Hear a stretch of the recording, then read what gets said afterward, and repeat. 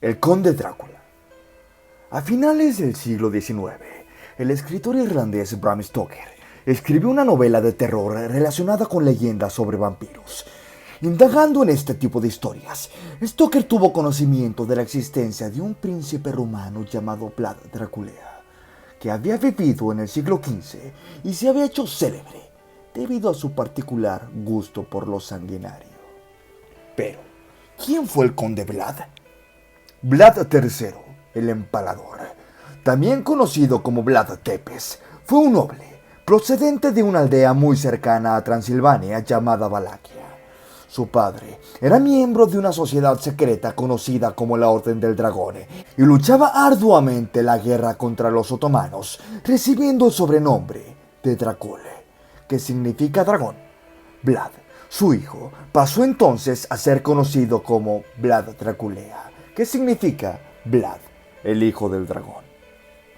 A diferencia del Drácula de Stoker, Vlad el Empalador no era un vampiro, aunque las evidencias sobre sus sanguinarios gustos y gestas por la sangre hace pensar que se acercaba bastante a un monstruo de carne y hueso.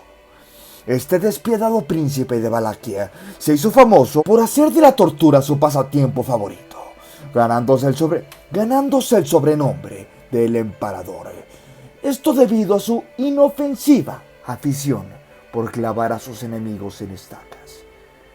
Para comprender esta fama, hay que situarse en el contexto de las décadas centrales del siglo XV, donde, en aquellos entonces, el Imperio Otomano se hallaba en plena fase de expansión por el suroeste de Europa. Según la mayoría de los autores, el príncipe Vlad nació cerca de Transilvania en el año 1431 y fue uno de los 3 hijos legítimos de Vlad II, el gobernador de Valaquia. Con apenas 13 años, fue raptado y llevado a la corte otomana junto con su hermano Radu como rehén o como garantía de su misión. Vlad II, en efecto, había establecido con los turcos una alianza que le valió la enemistad del dirigente de Hungría. Fue así que en 1447 este preparó una ofensiva contra Vlad, junto con el apoyo de todas las familias nobles de Valaquia, conocido como los boyardos.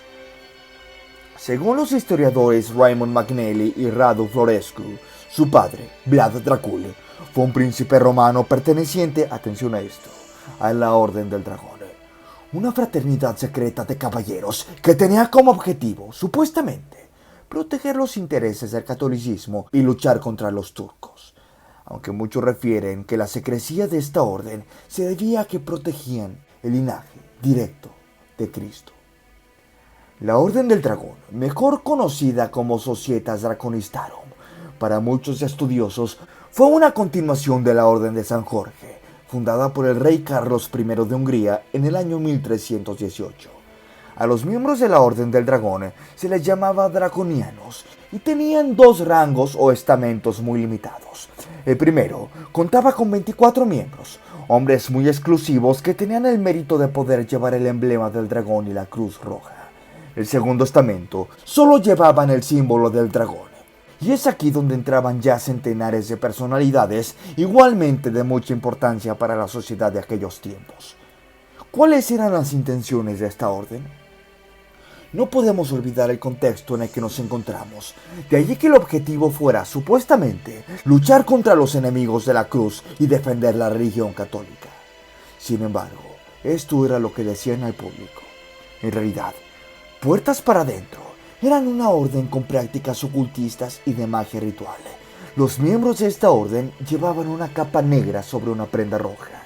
La famosa familia Bathory también pertenecían a esta orden, practicando magia roja, es decir, magia de sangre. Por eso existe tanta relación sobre el vampirismo y la ingesta de sangre con las familias nobles, incluso actuales. Motivo por el cual Stoker, conocedor del contexto histórico y buen documentalista, eligió el atuendo tan característico del conde Drácula, así como el gusto por la sangre de los seres vivos. Fue así que en 1444, el padre de Vlad se vio obligado a entregar a 2 de sus 3 pequeños hijos como rehenes, Vlad Tepes y a su hermano Radu, quienes fueron trasladados a Estambul por el general del Imperio Otomano. Cuando regresó a casa, el joven Drácula descubrió que su padre había muerto apaleado por su propio pueblo y que su hermano Micrea, el único que no fue capturado, había sido quemado y enterrado vivo. Como venganza, Vlad se convirtió en Vlad el Empalador, sembrando el terror sobre el pueblo que traicionó a su familia. ¿Cómo lo hizo? El joven emperador invitó a los boyardos, a las familias más poderosas de todo Valaquia, a una cena de Pascua. Acto seguido, como si de una novela de terror se tratase, los exterminó, uno por uno. El festín de cena terminó siendo una masacre. Empalamientos, ejecuciones masivas y crueles torturas. Puede que Vlad no durmiera en un ataúd, pero vaya que se asimila bastante a un monstruo real, a un monstruo de carne y hueso. Se calcula que entre 1456 y 1462 mandó ejecutar a más de 60.000 personas, sembrando el terror entre cualquiera que conociera sus horrorosas hazañas. Aunque no sabemos por qué Stoker eligió precisamente a este príncipe rumano del siglo XV como modelo para su personaje ficticio, muchos historiadores señalan que fue Arminius Bamberi, un profesor húngaro de la Universidad de Budapest, el que le dio a conocer la historia al escritor, haciendo despertar la gran imaginación del virtuoso escritor. La fortuna del sobrenombre de Draculea se debe, en realidad, a una confusión. Su padre, el príncipe Vlad II de Valaquia, gracias a su ingreso a la mencionada Orden del Dragón de la mano del emperador Segismundo de Luxemburgo, es que fue conocido como Vlad Dracul, mientras que su hijo se le llamó Vlad Draculea, como te mencioné en un principio. Esto sería Vlad el hijo del dragón. Sin embargo, en la mitología romana, la figura del dragón no existía en la literatura, y el término literario de Drácul significaba diablo, por lo que Vlad II pasó a ser conocido en rumano como Vlad el hijo del diablo. Ello coincide perfectamente con la leyenda sobre la crueldad que Vlad recogía ya incluso por las crónicas de su época.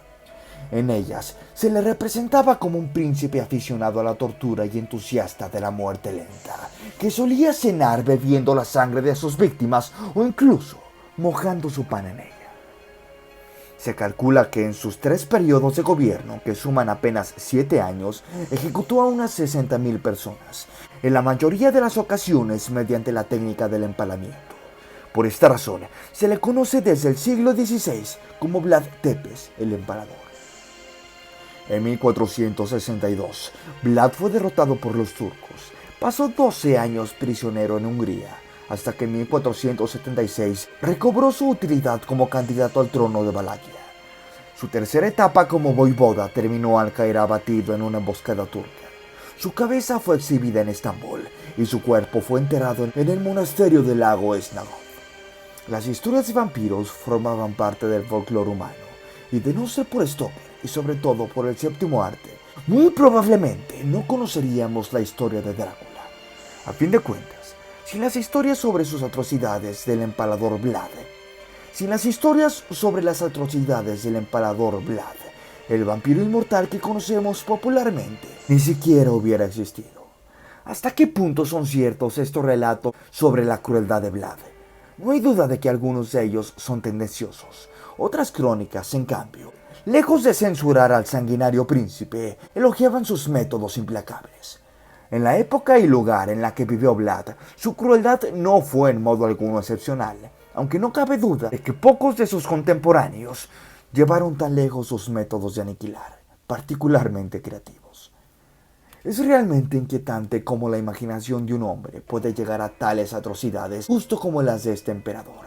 Al igual que es para destacar la manera en la que igualmente la imaginación puede llevar a crear algo positivo. Tomando parte de la realidad, Stoker creó y nos brindó esta gran novela llamada Drácula. ¿Qué opinan, amigos y amigas? No duden en dejarme en la caja de comentarios su opinión respecto a este príncipe y sus métodos tan ilustres para pasar el rato. Aquí su amigo Pepponstein reportándose. Un saludo.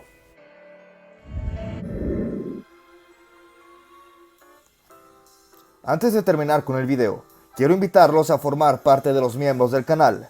Tendrán muchos beneficios como obtener insignias especiales, ver contenido exclusivo o mirar contenido antes que sea público. así como pedirme directamente algún tema de qué hablar, al igual que pedirme alguna canción para tocar, entre muchos beneficios más.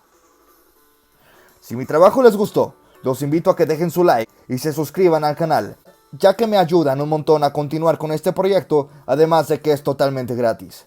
Larga vida a todos ustedes, amigos, y recuerden, ¡Let's rock!